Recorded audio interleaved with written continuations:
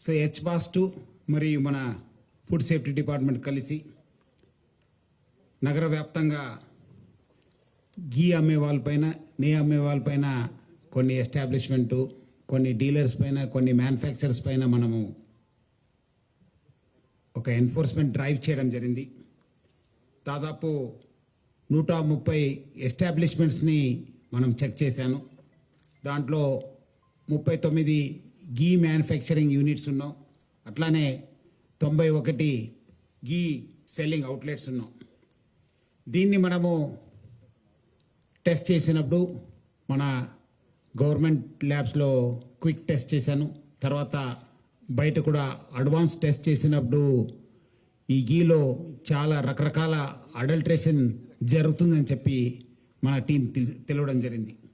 దీంట్లో మనకు మొత్తం స్పూరియస్ ఉన్నాం, సబ్ స్టాండర్డ్ ఇంగ్రీడియంట్స్ యూజ్ చేయడం జరిగింది, హజార్డియస్ ప్లస్ అట్లానే అన్అథరైజ్డ్ కెమికల్ సబ్స్టెన్సెస్ వాడడం జరిగింది. ఇంకా చాలా బాధకరం అంటే ఖరాబ్ అయిన క్రీమ్స్ అంటే మీరు చూస్తుంటే ఫంగస్ వచ్చింది. అంటే ఇదంతా కూడా కోల్డ్ స్టోరేజ్లో పెట్టాలి, చిల్లర్లో పెట్టాలి. దాన్ని పెట్టకుండా వాళ్ళు బయట పెట్టేస్తే ఆ ఫంగస్ వచ్చుంటో మీరు చాలా ఘోరంగా ఫంగస్ వచ్చింది.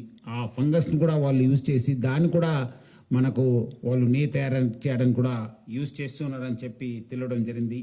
వీళ్ళందరూ కూడా ఇటు మార్కెట్లో రకరకాల ఈ దేశీ గీ, 100% న్యాచురల్ గీ, ఆవు గీ అని చెప్పి రకరకాల పేరుతోని అమ్ముతున్నారు.